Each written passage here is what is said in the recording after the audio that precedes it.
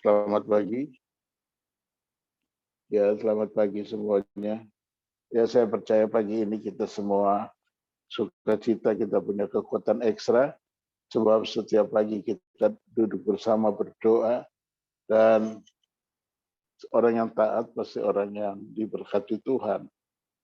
Saudara, pagi ini saya mengambil tema jangan bimbang terhadap janji Tuhan. Saya mengamati jemaat Tuhan yang ada hari lepas hari, beberapa persen aja dari jemaat yang bisa mengucap syukur untuk keadaan yang sedang terjadi atau keadaan yang terjadi dalam kehidupan rumah tangga masing-masing.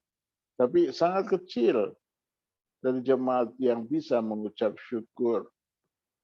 Lebih banyak bersungut-sungut daripada mengucap syukur. Padahal kita tahu bersama-sama tiap kali kita renungan doa pagi atau ikut morning chapel atau kita punya saat teduh dengan Tuhan, kita menemukan firman Tuhan yang menguatkan kita, memberikan semangat hidup baru untuk kita. Tetapi kalau kita hadapi dengan kenyataan yang sepertinya ragu-ragu, maka hal itu pun akan sulit terjadi dalam hidup kita.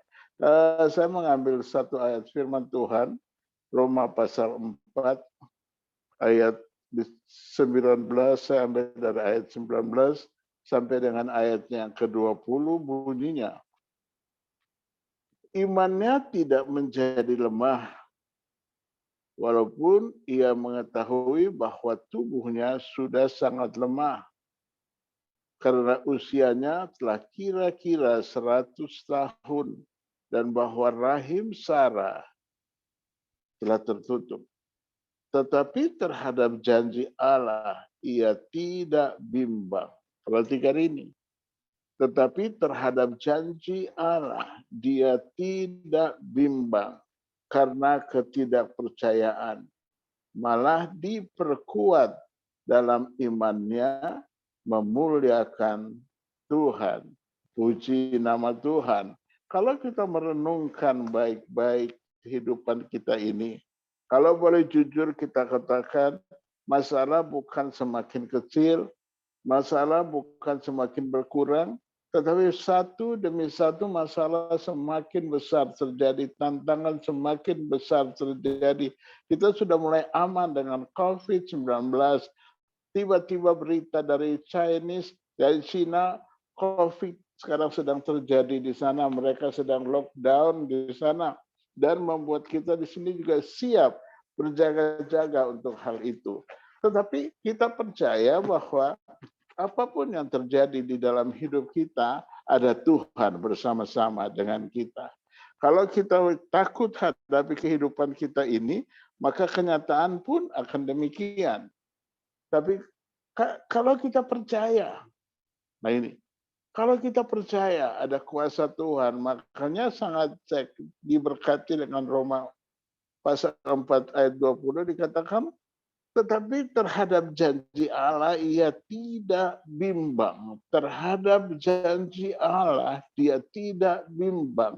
Artinya terhadap firman Tuhan, terhadap pesan Tuhan, harusnya kita tidak boleh bimbang. Kalau kita bimbang berarti kita tidak percaya. Tapi kalau kita baca firman Tuhan lalu kita aminkan, kita terima, walaupun pada kenyataannya belum terjadi, kenyataannya belum ada di dalam hidup kita, tetapi kita percaya. Ya, Yopir minta slide selanjutnya dibuka. Nah, makanya di sini saya tulis jelas sekali, jangan bimbang terhadap janji Tuhan. Kalau kita bimbang terhadap janji Tuhan tanpa kita sadari, kita sedang bermasalah dengan diri kita sendiri. Kalau kita takut menghadapi kenyataan yang sedang ada ini, kita sedang menghadapi masalah dalam diri kita. Keadaan bukan semakin baik, keadaan bukan semakin indah, tapi keadaan semakin mengerikan. Saya mau ingatkan kita, boleh keadaan semakin mengerikan, boleh keadaan semakin menakutkan, boleh keadaan semakin tidak menyenangkan. Tetapi satu hal yang perlu kita tanamkan di hati dan pikiran kita bahwa ada Tuhan bersama-sama dengan kita. Nah, itu gunanya kita percaya kepada Tuhan karena Tuhan tidak pernah meninggalkan kita.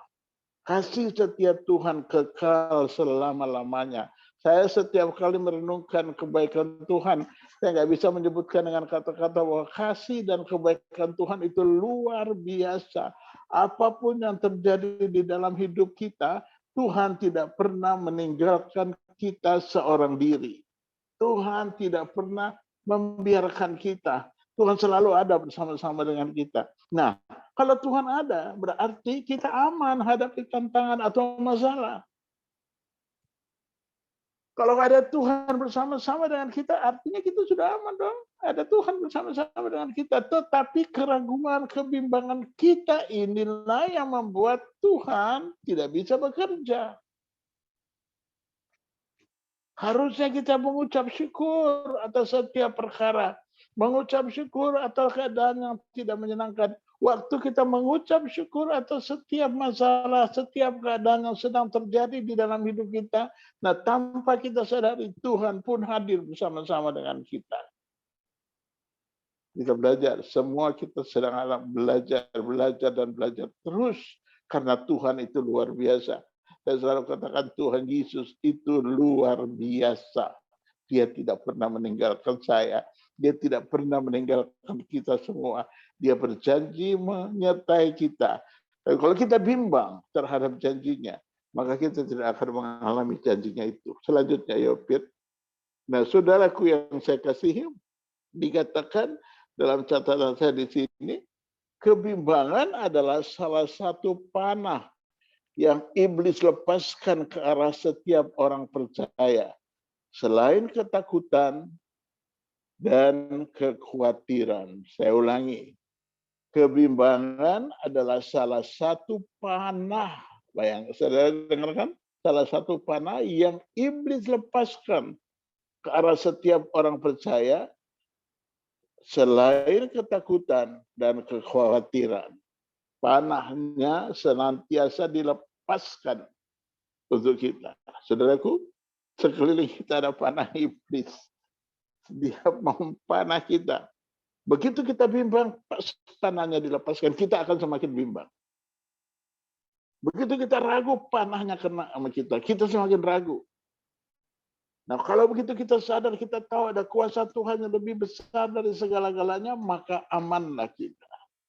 Apapun yang terjadi, mari kita tanamkan bahwa saya tidak mau bimbang terhadap janji Tuhan. Saya nggak mau ragu terhadap janji Tuhan.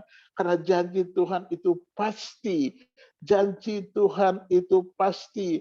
Kalau saya catat di sini, kebimbangan adalah salah satu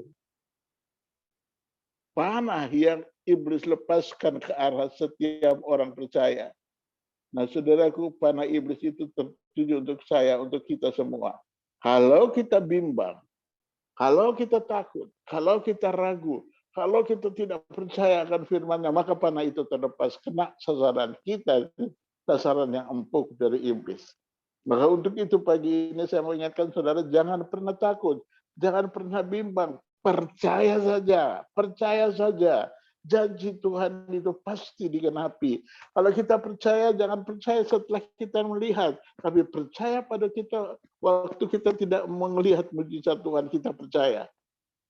Dan Tuhan akan bekerja dengan luar biasa. Nah, selanjutnya, iblis mau supaya manusia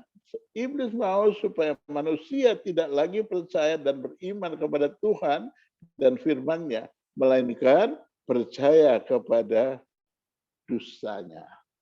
Itu yang iblis mau. Jangan mau diiming-iming. Saya ingatkan saudara, jangan mau diiming-iming oleh iblis. Kalau iblis kan itu senangnya hura-hura. Iblis mau itu supaya kita, wow, hidup ini mana? Enjoy, nikmati hidup ini. Wah, senang kemana-mana. Kita hidup happy. happy terus. Tapi kalau begitu masuk proses kita tolak, tidak mau proses. Begitu hadapi masalah kita nggak mau ada masalah. Padahal masalah ini diizinkan Tuhan terjadi supaya kita semakin kuat berharap kepada Tuhan. Nah, iblis dia berusaha supaya kita manusia tidak lagi percaya dan beriman kepada Tuhan dan firman-Nya, melainkan percaya kepada dustanya. Apa sih yang iblis tepati dalam hidup kita? Begitu kita taat pada iblis, maka kebinasaan terjadi di dalam hidup kita. Saya banyak ketemu orang, kalau bertemu dengan seseorang, apa kabar? Gimana? Keluarga baik-baik? Jawabannya selalu nggak happy. Nggak bahagia. Ini yang saya rasa diam. Loh, kita kan punya Tuhan yang berjanji dalam hidup kita memberkati kita. Dan tidak pernah meninggalkan kita, kenapa mesti ragu? Ya, tapi kenyataannya kan tetap susah. Karena percaya kalau begitu kita sungguh-sungguh sama Tuhan, maka keadaan yang tidak menyenangkan itu akan kita lewati. Dan janji Tuhan digenapi di dalam hidup kita. Ya, saya beberapa kali, kalau hari Minggu saya paling senang mendoakan jemaat satu persatu di tempat duduk yang mereka datang. Kalau mereka cerita keadaan mereka, kalau mereka penuh dengan sukacita, tetap saya doakan mengucap syukur. Mereka semakin sukacita, semakin diberkati Tuhan, semakin melekat dengan Tuhan. Tapi kalau mereka hidupnya ragu, aduh gimana ya, sepertinya tidak ada pertolongan, ini yang bahaya. Ini yang bahaya. Waktu kita katakan sepertinya tidak ada pertolongan, ini sasaran empuk. Iblis melepaskan panah untuk kita. Jangan sampai itu terjadi bagi saudara. Jangan sampai terjadi. Karena janji Tuhan pasti digenapi di dalam hidupmu. Siapapun saudara, apapun saudara, janji Tuhan pasti digenapi di dalam hidupmu. Apapun keberadaanmu, janji Tuhan pasti digenapi. Nah, kalau kita punya prinsip seperti itu, kita hadapi kenyataan yang ada, lalu kita katakan, oh, janji Tuhan pasti digenapi dalam hidupku. Nah, ini kita sedang membangun hidup kita. Dan kuasa Tuhan terjadi di dalam hidup kita. Nah, ini yang kita perlu belajar di pagi yang indah ini. Kalau janji Tuhan terjadi dalam hidup kita, maka engkau dan seisi keluargamu, engkau dan seisi keluargamu pasti diberkati Tuhan. Kalau sungguh-sungguh kita mengucap syukur atas penyertaan Tuhan di dalam hidup kita, maka tanpa terasa kuasa Tuhan itu terjadi di dalam hidup kita. Jangan bimbang akan janji Tuhan. Karena apa yang Tuhan janjikan, apa yang ditulis dalam firman dalam Alkitab itu pasti digenapi. Pasti digenapi. Kalau kita baca Alkitab dengan mengucap syukur, kata demi kata, mengucap syukur, maka saudara akan menyaksikan kebaikan Tuhan yang dahsyat dan luar biasa itu terjadi. Selanjutnya, Yobir. Nah, saudaraku, saya catat di sini, kebimbangan adalah musuh dari iman. Perhatikan baik-baik. Kebimbangan adalah musuh dari iman. Jadi kalau begitu saudara bimbang, iman percaya saudara sedang goyah. Iman saudara goyah. Semakin bimbang, semakin kecil rasa percaya saudara. Semakin saudara bimbang, semakin tidak ada kuasa Tuhan lagi bekerja di dalam hidupmu. Semakin saudara bimbang. Makanya tetap saya katakan pagi yang indah ini, jangan bimbang terhadap janji Tuhan. Jangan takut, jangan khawatir, jangan sekali-kali katakan masa mungkin si Tuhan tolong saya mau katakan pagi yang indah ini, Tuhan pasti menolong saudara. Apapun masalahmu, Saya nggak tahu masalah saudara. Saya tidak tahu masalahmu. Mungkin gembala saudara, pemimpin kesal saudara pun tidak begitu tahu masalahmu, tetapi Tuhan tahu. Tuhan tahu. Makanya jangan bimbang. Karena kebimbangan adalah musuh dari iman. Selama kebimbangan menguasai hati dan pikiran seseorang, saya ulangi, selama kebimbangan menguasai hati dan pikiran seseorang, mustahil ia mempercayai janji Tuhan yang tertulis di Alkitab. Selama kebimbangan menguasai hati dan pikiran seseorang, mustahil orang itu mempercayai janji Tuhan yang tertulis di dalam Alkitab. Makanya jangan sekali-kali bimbang. Ingat, ingat, ingat. Kita sedang masuk masa-masa yang tidak terlalu aman. Jangan sekali-kali bimbang. Jangan disertai dengan bimbang. Kita masuk keadaan apapun juga. Kita masuk dengan satu keyakinan bahwa ada Tuhan yang selalu menolong kita. Tuhan selalu menolong kita. Dan hal itu akan terjadi. Nah, saya tidak mau kebimbangan menguasai hati dan pikiran kita. Saya tidak mau. Saya mau Tuhan, kuasa Tuhan, firman Tuhan, janji Tuhan yang menguasai hati dan pikiran saya. Karena saya percaya sekali kuasa Tuhan itu dahsyat, dahsyat, dahsyat dan luar biasa. Satu ketika saya bertemu dengan seorang ibu, ini sudah waktu lama, suami istri yang bergumul tentang dia harus jual rumahnya secara cepat karena kalau tidak akan disita oleh bank. Saya katakan kepada dia, kalian sudah berdoa untuk masalah kalian ini? Mereka tatap-tatapan, mereka katakan belum, maka kami datang ke Pak Pendeta karena kami butuh didoakan. Saya katakan bagus datang ke saya, tetapi secara pribadi kalian dulu datang sama Tuhan. Karena Tuhan adalah Tuhan yang menepati janji. Tuhan adalah Tuhan yang mendengar keluhan anak-anaknya. Lalu suami istri saya suruh bergandengan tangan, saya berdoa. Saya berdoa udah selesai. Saya udah lupakan kira-kira 2 minggu, 3 minggu setelah itu, si istri cari saya. Saya terkejut kenapa istri cari saya. Dia katakan, Pak, apa yang kita doakan Tuhan jawab. Saya bilang bagaimana caranya? Rumah saya tidak jadi dijual. Ternyata ada berkat tersendiri untuk suaminya. Yang selama ini berkat itu tertutup.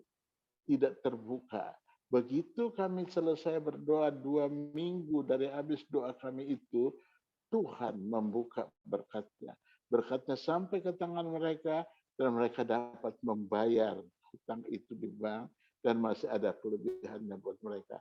Nah ini yang saya mau ingatkan saudara. Sebenarnya kita semua punya berkat tersendiri. Tuhan siapkan berkat tersendiri sama kita. Tapi karena kebimbangan kita, berkatnya terpending. Berkatnya tertahan. Tapi begitu kita sadar, oh aku punya Tuhan yang pasti bisa memberkati aku. Pasti bisa kasih jalan sama aku. Nah Tuhan mulai buka jalan. Kalau Tuhan buka jalan, tidak ada yang bisa menutupnya. Nah kalau saudara percaya pagi yang indah ini, maka saudara akan menyaksikan mujizat demi mujizat. Percaya, kita berdoa, gereja yang kita tempati akan diberkati Tuhan, jemaat akan terjadi pelipat gandaan dalam jemaat, dan kita tetap gandengan tangan untuk melihat kehidupan masa depan. Masa depan kita adalah masa depan yang luar biasa. Saudara semua berharga di mata Tuhan. Saudara luar biasa di mata Tuhan. Tuhan adalah Tuhan yang memberkati. Tuhan bukan Tuhan menjanjikan berkat. Tidak, Tuhan memberkati. Begitu kita taat, maka berkatnya diberikan pada kita. Untuk itu perlunya ketaatan, perlunya ketaatan, perlunya ketaatan. Setiap hari kita taat, setiap hari kita taat. Setiap kali ada masalah, kita nggak salahkan kiri kanan kita. Setiap waktu kita hadapi tantangan masalah, kita tidak salahkan masalah itu. Tapi kita lihat diri kita, apa yang sedang salah di mata Tuhan. Kita perbaiki hidup kita, maka Tuhan membuka caranya Tuhan untuk memberkati kehidupan kita. Pagi ini saya mengucap syukur untuk kasih dan anugerah Tuhan. Saya mau ingatkan sekali saudara, jangan pernah bimbang akan janji Tuhan. Jangan bimbang, percaya saja. Waktu saudara percaya, maka saudara menyaksikan mujizat demi mujizat. Tuhan bukan saja menjanjikan, tapi Tuhan adalah Tuhan yang menepati janji. Tuhan bukan cuma menjanjikan saja, bukan. Dia bukan menjanjikan, dia menepati janji. Kapan dia tepati janji? Pada waktu kita mengucap syukur atas perkara yang baik atau tidak baik terjadi, maka dia membuka janjinya, dia berikan yang terbaik untuk kita. Slide selanjutnya Pak Yopir. Nah, saudaraku, di sini saya catat, secara manusia kita belajar melihat Abraham punya alasan untuk bimbang ketika Tuhan berkata akan membuat engkau menjadi bangsa yang besar. Kejadian 12 ayat 2. Di sini kita sama-sama renungkan. Mengapa? Sebab ketika mendengar janji Tuhan tersebut, usianya tidak lagi muda, alias sudah tua. Dan istrinya Sarah juga sudah menopause, yang secara ilmu kedokteran sudah mustahil untuk memiliki keturunan. Heran ya, Tuhan kalau tepati janji, kayaknya nggak masuk logika kita, nggak masuk pikiran kita. Abraham waktu diberikan janji Tuhan itu kan dia tersenyum. Kenapa? Karena dia pikir dia sudah tua. Ini yang perlu kita pelajari. Begitu juga Sarah, dia pikir bagaimana sih Tuhan bisa kasih gue anak, gue udah menopause. Istilahnya rahimnya udah tertutup. Tapi hebat Tuhan. Kalau Tuhan janji, Tuhan pasti berikan. Pasti Tuhan berikan. Jangan sekali-kali berubah pikiran. Jangan. Kalau dia berjanji, apapun yang dia janjikan dalam hidup kita, Tuhan pasti menepati. Saya mengucap syukur, saya percaya bahwa dalam hidup kita ini, Tuhan punya cara yang tidak pernah kita pikirkan, yang luar biasa akan terjadi. Pagi ini kita doa bersama-sama, ada 130 orang lebih yang ikut. Saudara jangan pernah takut, jangan pernah bimbang. Karena apapun pergumulanmu, apapun masalahmu, ada Tuhan yang siap merubah hidupmu, memberkati engkau dari tidak mungkin menjadi mungkin. Ya, kalau Abraham secara manusia dia bisa mengatakan, so ini kan istilahnya mustahil atau ini nggak mungkin lah Tuhan, masa gue udah tua gini 100 tahun umur gue loh, istilahnya udah kakek-kakek disuruh punya anak lagi. Secara manusia ini kan seperti tidak masuk akal. Tetapi ingat janji Tuhan pasti digenapi. Ingat, jangan bimbang terhadap janji Tuhan. Slide selanjutnya, Yopit. Ya, bagaimana respon Abraham ketika mendengar hal itu? Percayalah Abraham kepada Tuhan, maka dengar Tuhan memperhitungkan hal itu kepadanya sebagai kebenaran. Kejadian 5 ayat 6. Bahkan Sarah sempat tertawa ketika mendengar janji Tuhan tentang hal itu. Tetapi pada akhirnya mereka melihat janji Tuhan digenapi. Kalau dia katakan Abraham terima, Sarah tertawa, Kalau tanya aneh ya Sarah, Tuhan kasih janji dia ketawa, ya secara manusia normal. Kan sih tidak masuk akal. Tapi itu Tuhan. Yang Tuhan minta dari kita, percaya saja. Tuhan nggak nuntut macam-macam. Percaya saja. Slide selanjutnya, Yopir. Nah, saudaraku, akhirnya, slide terakhir ini, akhirnya Abraham punya alasan untuk berhenti berharap. Namun, tetap teguh pada janji Tuhan dan percaya Tuhan sanggup melakukan segala perkara dan tidak ada rencana Tuhan yang gagal.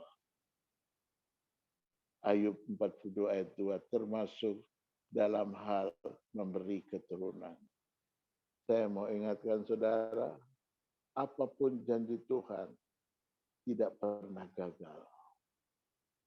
Saya tahu saudara yang hadir pagi ini, yang ikut doa pagi ini, apapun pergumulan yang sedang saudara hadapi, yang sedang terjadi dalam hidup, saya mau ingatkan, janji Tuhan tidak pernah gagal. Dengan tetap setia, tetap melekat kepada Tuhan, percaya, janjinya pasti digenapi. Aku mau tolak segala kebimbangan, dan aku lepaskan iman percayaku. Sungguh-sungguh aku percaya bahwa Tuhan memberkati aku. Dan aku akan melihat aku dan seisi keluargaku diberkati Tuhan. Jangan takut, jangan bimbang. Apapun yang saudara melakukan, jangan takut, jangan bimbang. Janji Tuhan pasti digenapi. Amin. Kita berdoa. Tuhan, terima kasih untuk pagi ini. Terima kasih untuk firman-Mu yang sudah berbicara kepada kami semua. Tuhan, sucikan, kuduskan kami semua. Urapi kami semua.